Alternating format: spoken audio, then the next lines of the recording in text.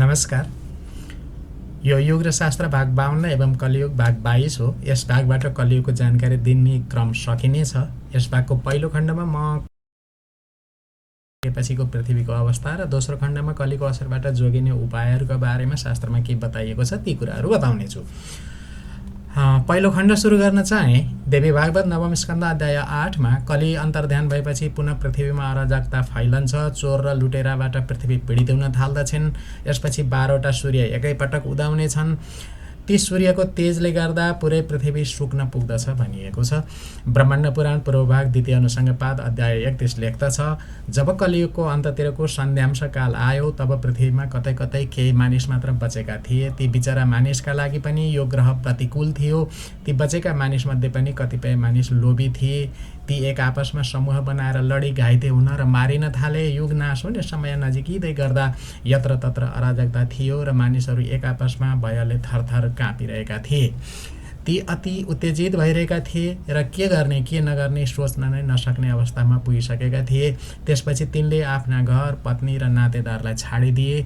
कुनै भर नभएकाले आफ्नो ज्यानको समेत परवाह नगर्दै ती अति नै दुखी हुन पुगे। त्यसबेला जब श्रुति र स्मृतिमा आधारित धर्म लोप भए तब मानिसहरू भद्रता, माया, लाज, मित्रता र सहयोगीका सबै मर्यादाभन्दा बाहिर गएर एकअर्कालाई मार्न थाले। धर्म नाश भएपछि मानिसको उचाइ पनि 52 अमलबाट घटेर 25 अमल हुन पुग्यो। मानिस इन्द्रियलाई नियन्त्रण गर्न नसक्ने भएकाले आफ्ना पुत्र र पत्नीलाई छाडी पछुताउँदै यत्रतत्र भौँतारिन थाले। खण्डेरीले पीडित मानिसहरू आफ्ना सबै कृषि कर्म त्यागी दुखी हुँदै आफ्ना थातथलो छाडी सीमावर्ती क्षेत्रमा पलायन हुन थाले। खण्डेरीले मानिसहरू बाध्यतावश नदी, सिमसार क्षेत्र, समुद्र आदिका छेउछाउको सहारा लिन बाध्य भए। यस्तो अत्यन्त नाजुक परिस्थितिमा तिनले मासु, कन्दमूल र फल खाएर आफूलाई जीवित राख्न थाले। मानिसहरू रुखका बोक्रा वा मृगको छालाले लुगाको काम लिन थाले। तिनले कुनै पवित्र संस्कार देख्न नै छाडे। आफ्ना घर परिवारलाई त पहिले नै छाडिसकेका थिए नै। ती वर्ण र आश्रम सम्बन्धी व्यवस्थित चरण र अनुशासनबाट स्वतः तल खस्न पुगे। यसपछि वर्णशङ्कर जस्तो अति डरलाग्दो प्रथा अपनाउन सुरु भयो। यसबाट ती अझ ठुलो दुर्दशामा पुगे, जसका कारण तीमध्ये थोरै मानिस मात्र बाँच्न सफल भए। मानिसहरू बुढ्यौली, रोग र भोकले पीडित भइरहेका थिए। यसपछि ती अत्यन्त निराश हुन पुगे। नैराश्यताले गर्दा तिनमा विभत्स परिस्थिति आउनु पछाडिको कारण खोजी गर्ने सोच पलाउन पुग्यो। यस्तो सोचले तिनलाई समताको अवस्थामा लगिदियो। अर्थात् त्यसपछि मानिस सुख भए पनि, दुःख भए पनि, खान पाए पनि नपाए पनि मतलब नै नगर्ने स्थितिमा पुगे। समताको अवस्थामा पुगेका ती मानिसहरूलाई त्यही दुःख सुखको समताले गर्दा आत्मज्ञान प्राप्त भयो। आत्मज्ञान प्राप्त भएपछि ती पुनः धर्मपरायण र भक्त हुन पुगे। यसरी जो जति मानिस कलियुगको अन्तिम समयमा जीवित थिए तिनले शान्ति प्राप्त गर्न र इन्द्रियमाथि नियन्त्रण गर्न सफलता प्राप्त गरेका थिए। जब युगको अन्तमा परिवर्तन भइरहेको थियो तब ती मानिस यति शान्त थिए कि मानव दिनरातले नै मोहित भएर ती सुतिरहेका छन् वा नशामा छन्। ब्रह्मवैवर्त पुराण प्रकृति खण्ड अध्याय 7 मा लेखिएको छ, कल्की अवतार भएपछि पनि पृथ्वीभरि अराजकता फैलनेछ। चारैतिर चोर र डाकुको बिगबिगी हुनेछ। यसपछि छरातसम्म परेको मुसलधारे पानीले पृथ्वीलाई नै जलामी बनाइदिनेछ। कतै पनि रुख, जीव र घर देखिने छैन। यसपछि 12 वटा सूर्य उदाउनेछन्। ती सूर्यले आफ्नो तेज मार्फत पृथ्वीलाई सुकाउनेछन्। यसपछि डरलाग्दो कलियुग सकिएर सत्ययुग प्रारम्भ हुनेछ।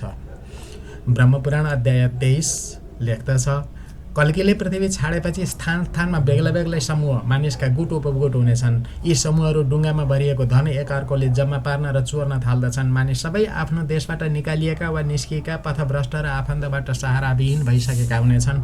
ठुलो भोकमरी र डरले पीडित भएका मानिसहरू डराउँदै आफ्ना बालबच्चा च्यापी कोशी नदी तर्न थाल्दछन्। मानिसहरू अङ्गदेश, अहिलेको उत्तर प्रदेशको केही भाग, बङ्गदेश, भारतको बङ्गाल, कलिङ्ग देश, भारतको उडिसा, काश्मीर, कोशल, उत्तर प्रदेशको एक भाग, ऋषिकान्त, ऋषिकाको अर्थ रसिया लेखिएको छ, र द्रोणगिरी भारतको उत्तराखण्ड जस्ता देशमा आश्रय लिन पुग्दछन्। हिमालयका काश तथा लवण समुद्र, नुनिलो सागर कुन सागरलाई भन्न खोजिएको हो प्रश्न छैन।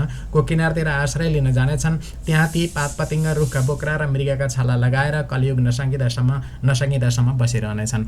मानिसहरू म्लेच्छहरूसँगै जङ्गलतिर बस्नेछन्। पृथ्वी न जङ्गल शून्य हुन्छन् न त हराभरा नै। रक्षा गर्ने र नगर्ने दुवै खालका राजा हुनेछन्। मानिसहरू मृग, माछा, चरा, शिकारी जीव, सर्प, किरा, मह, सागपात, फलफुल र कन्दमूल खाँदै आफ्नो जीवन चलाउन थाल्दछन्। पातपतिङ्ग र फलफुल खाँदै तथा रुखका बोक्रा र मृगका छालाले शरीरमा लुगा बनाएर बेर्दै मुनि जस्तो भएर बस्न थाल्नेछन्। काठमा पिस्ता पनि बीजबाट तेल निकाल्न कठिनाइ हुनेछ। मानिसहरू अलिअलि वा विशेष गरी बाख्रा, भेडा, गधा र ऊँट मात्र पाल्न थाल्ने हुन्छन्। पानीका लागि मुहानमा बसी नदी, खोला आदिका मूल बन्द गर्नेछन्। लेनदेनको व्यवहार पाकेका खानेकुरा मार्फत हुन थाल्नेछ। मानिस शरीरभरि रौँ बढेका र फोहोरले घेरिएका हुनेछन्। कसैका धेरै सन्तान हुनेछन् भने कसैका सन्तान नै हुने छैनन्। कसैको पनि कुलशील भन्ने कुरै हुँदैन। सबै मानिस धर्महीन भएर बाँचिरहनेछन्।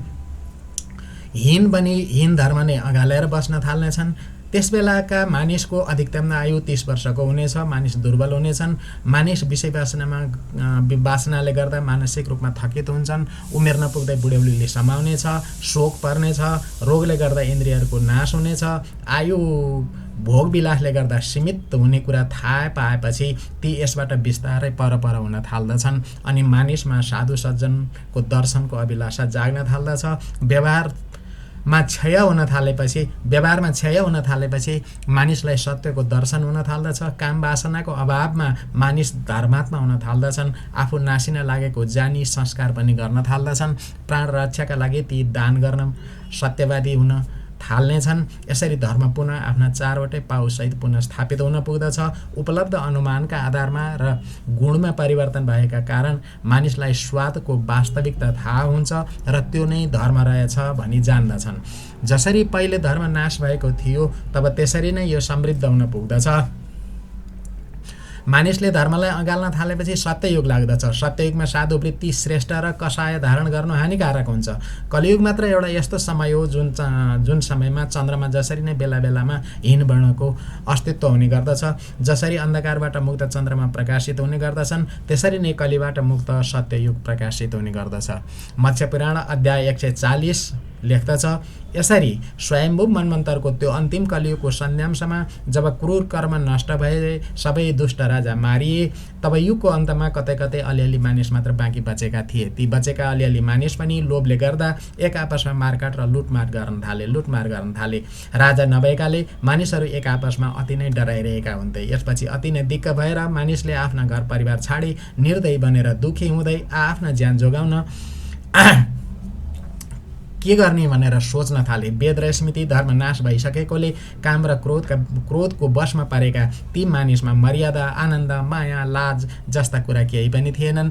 यसरी जब धर्मको अवस्था भयो तब ती 25 वर्षका आयु हुने साना साना मानिस स्त्री, पुत्र, व्यवहार, घर परिवार आदि सम्पूर्ण कुरा त्यागी दुःख मान्दै व्याकुल हुन थाले। पानी नपर्नाले तिनको दुःखमा अझ दुःख थपियो। त्यसपछि आफ्ना पेसा छाडे मृग चर्म आदिका लुगा लगाउँदै रिसाउँदै वैवाहिक जीवन र वर्णाश्रम धर्म रहित भएर वर्णशङ्कर भएर बस्न थाले। यसरी बचेका मानिस पनि अति नै कष्टकर जीवन बिताउन थाले। भोकले पीडित भएका मानिस दुखी हुँदै चक्र घुमे जसरी देश विदेश घुम्न थाले। त्यहाँ मृग, साँडे वा अन्य जे जस्ता जङ्गली जन्तु भेटिन्छन् तिनलाई मारेर खान थाले। नदी समुद्र आदिमा गई माछा आदि जलजीव मारेर खान थाले। यसरी खाना हुने नहुने खाएका कारण बचेका सबै मानिसको एउटै वर्ण हुन गयो। जसरी पहिलेको सत्ययुगमा सबैको एउटै वर्ण थियो त्यसरी नै यी पनि सबै एउटै वर्णका अर्थात् शूद्र भए। यसरी नै मानिसले 36,000 वर्ष बिताएका थिए। यो अवधिमा भोकाएका मानिसले पशुपन्छी र माछा आदि सबै जीव खाएर सिद्ध्याएका थिए। यसपछि पनि बाँचेका ती मानिसले पटक पटक कन्दमूल र फलफुल खान थाले। बस्नका लागि कुनै निश्चित थान हुँदैन थियो। रुखका बोक्रा आदिलाई वस्त्र बनाउन थाले। कसैसँग केही कुराको जोरजाम हुँदैन थियो।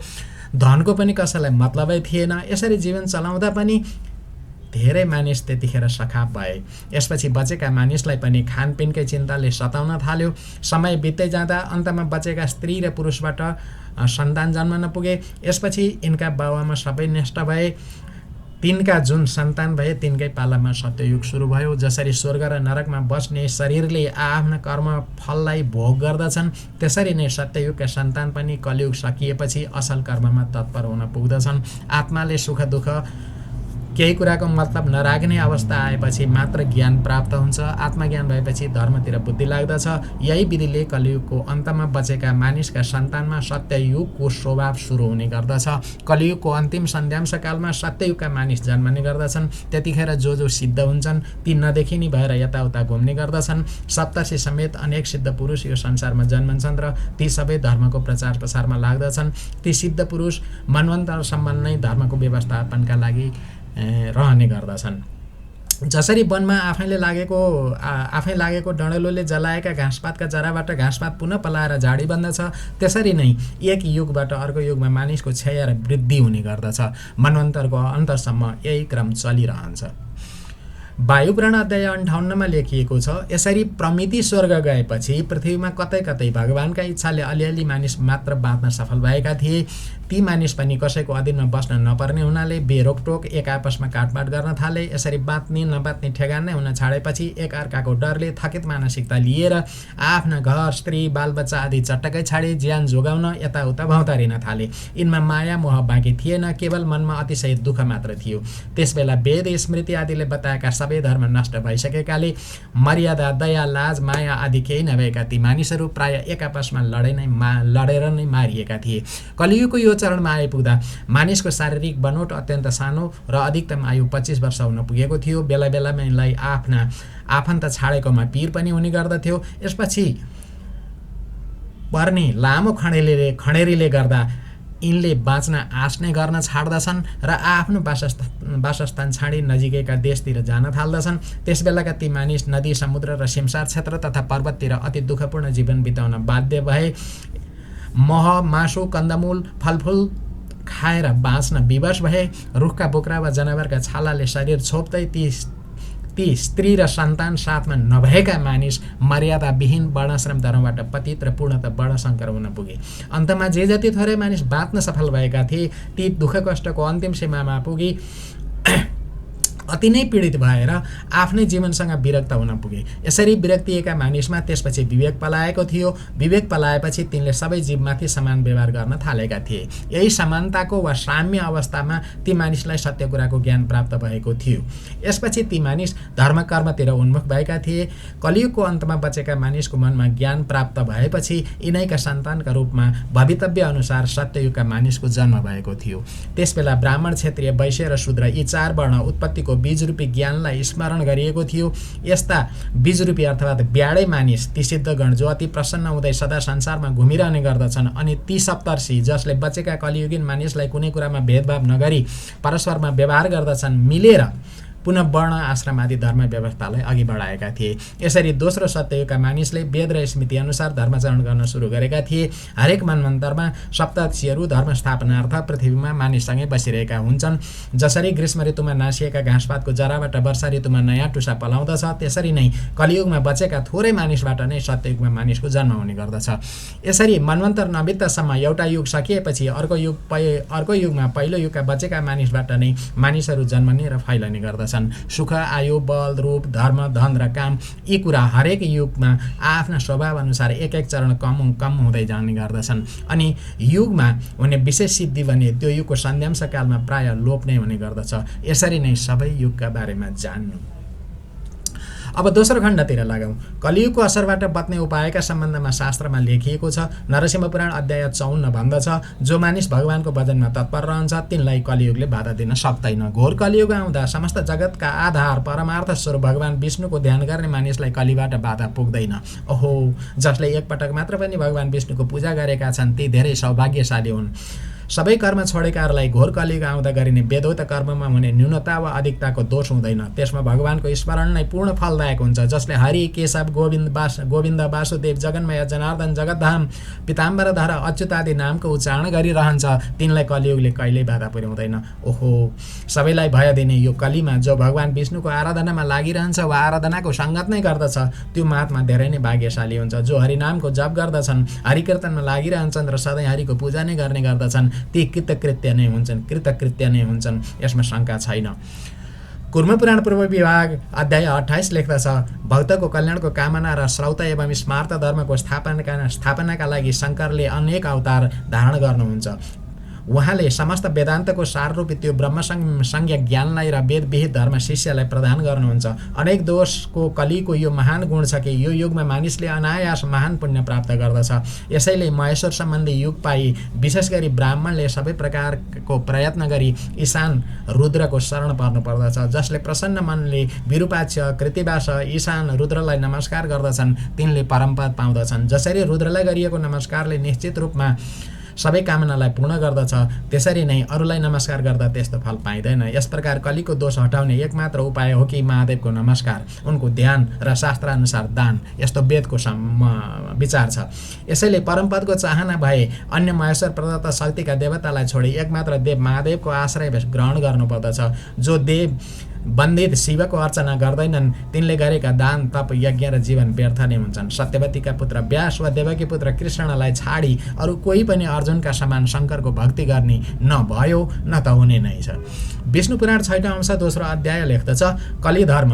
कलीमा दुई जातिले पहिले ब्रह्मचर्यको पालना गर्दै वेदाध्ययन गर्नुपर्दछ र फेरि स्वधर्माचरणले कमाएको धनले विधिपूर्वक यज्ञ गर्नुपर्दछ। यसमा पनि व्यर्थ कुराकानी, व्यर्थ भोजन र व्यर्थ यज्ञ तिनका पतनका कारण हुन्छन्। यसैले तिनले सदा संयमी रहनु आवश्यक हुन्छ। सबै काममा विधि विपरीत गर्दा तिनलाई दोष लाग्दछ। यहाँसम्म कि खानपिन पनि ती इच्छाअनुसार भोग गर्न सक्दैनन्। सबै कार्यमा परतन्त्रता रहने कारणले तिनले बडा कष्टले पुण्यलोक पाउँछन्। पुरुषले आफूले धर्मले कमाएको धनले नै सुपात्रलाई दान र विधिपूर्वक यज्ञ आदि धर्मकर्म गर्नुपर्दछ। यस्तो धन कमाउन र रक्षा गर्न पनि धेरै दुःख हुन्छ। त्यस्तै त्यसलाई अनुचित काममा लगाउने जुन कष्ट भोग्नु पर्दछ त्यो पनि थाहा भइसक्यो।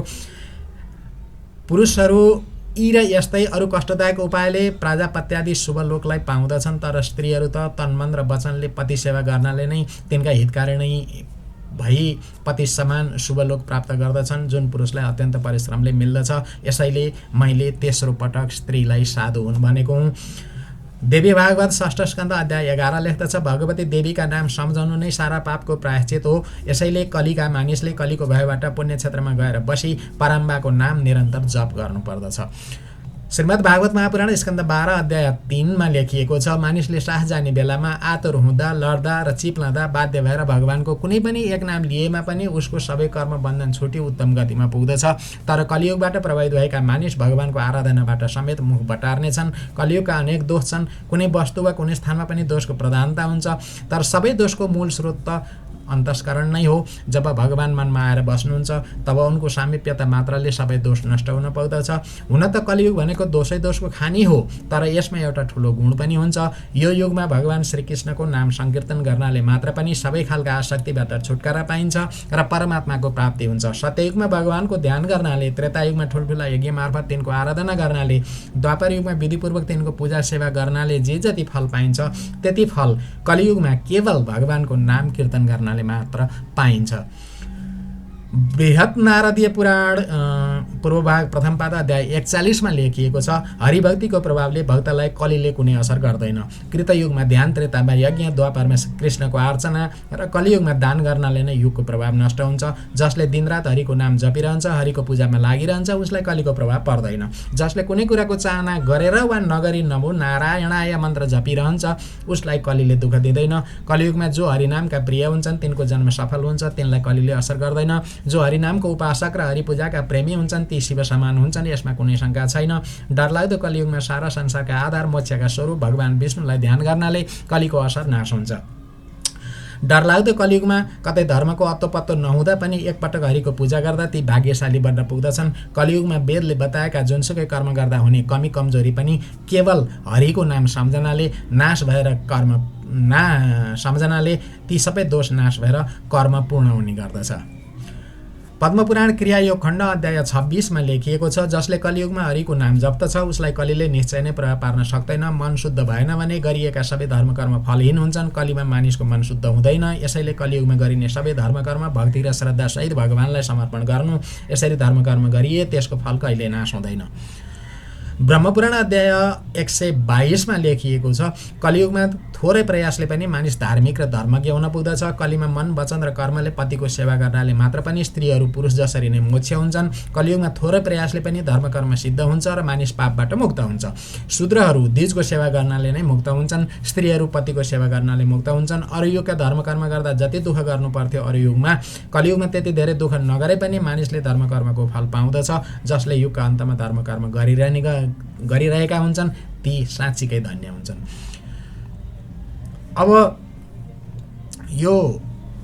अब अन्तमा यो भिडियोको पृष्ठभूमिमा राखिएको तस्बिरका बारेमा थोरै कुरा गर्न चाहे अथवा केही गन्थन गर्न खोजेँ। दास मानसिकताको पनि हद हुन्छ नि। कर्मचारीले 2-3 महिनादेखि तलब पाएका छैनन्। महत्त्वाकांक्षाका कारण भारी बोकिएको स्थानीय निकायको बजेट नभएर सम्पूर्ण विकासका काम ठप्प छन्। तर सबैतिर साधारण खर्च अत्याधिक मात्रामा बढिरहेको देखिन्छ। बौद्धिक समूह बनाउँदाहरूसँग यस विषयमा प्रसङ्ग निकालेर यसो गफ गरौँ त भन्यो भने ती के भन्छन् थाहा छ? के नैराश्यताको कुरा गर्नुहुन्छ हो? युरोपियन युनियन, अमेरिका आदिले दिइहाल्छन् नि। महँगी बढेको भएर पो साधारण खर्च बढेको हो त। यस्तो सुकुलगुण्डे सोच पनि कलियुगकै देन हो। यो दास मानसिकता पनि कलियुगकै देन हो। यस्तै तथाकथित बौद्धिक जगतबाट नै सरकार बन्ने र चल्ने गर्दछ। त्यसैले अन्यथा हुन्छ, अर्को केही हुन्छ, राम्रो हुन्छ भनी कल्पना गर्नु नै बेकार छ। मानिस म बनेपछि संसार बन्दछ भन्ने सोचमा बाँचिरहेछ। ऊ सुख पर्दा अरूलाई पनि सुख चाहिन्छ भनेर सोध्दैन। दुःख परे पनि मलाई मात्र परेको हो, अरूलाई पर्दैन भन्ठान्छ। आफूलाई ईश्वर ठान्ने मानिसलाई ईश्वरले बेला बेलामा उसको हैसियत सिकाउन खोज्दछन्। 1-2 दिन सिकेको जस्तो पनि गर्दछ अनि फेरि सबै थोक बिर्सेर म भित्रै खुम्चिन पुग्दछ। आफ्नै भविष्य सोच्न बिर्सिसकेका कलियुगका मानिसलाई परिवेशको भविष्य सोच्ने बुद्धि कहाँबाट आओस्? जय होस् कलियुगको। न पटक जाने भूकम्पले मानिसको चेत पलायो, न अन्य प्राकृतिक विपदाले नै।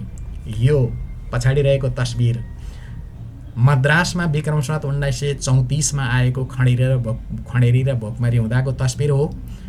यो तस्बिरलाई एक बेलायती सैनिक अफिसर विलियम वालेसी हुपरले खिचेका थिए। यसलाई मैले picril.com बाट साभार गरेको हुँ। यो तस्बिरले कलियुगको अन्तिम अवस्थामा हुने एक दयनीय पाटोलाई सजिलै अनुमान गर्न मद्दत गर्दछ। अफ्रिकन देशतिर चाहर्न जरुरी हुँदैन। अहिलेसम्म हजुरहरूलाई परमाणुबाट कालगणना सुरु गरी चतुर्युगसम्मका शास्त्रीय धारणा अवगत गराएँ। पूर्वीय दर्शन सागर हो। लोटामा जति सके त्यति पानी लिएर हजुरहरूलाई टक्र्याएँ। पूर्वीय दर्शन अनुसारको कालगणना गर्दा युगपछि मन्वन्तरको पालो आउने हुनाले म सोही विषयमा आगामी भागमा केही सङ्कलनहरू राख्नेछु। नमस्कार। सबैको सधैँ कल्याण होस्।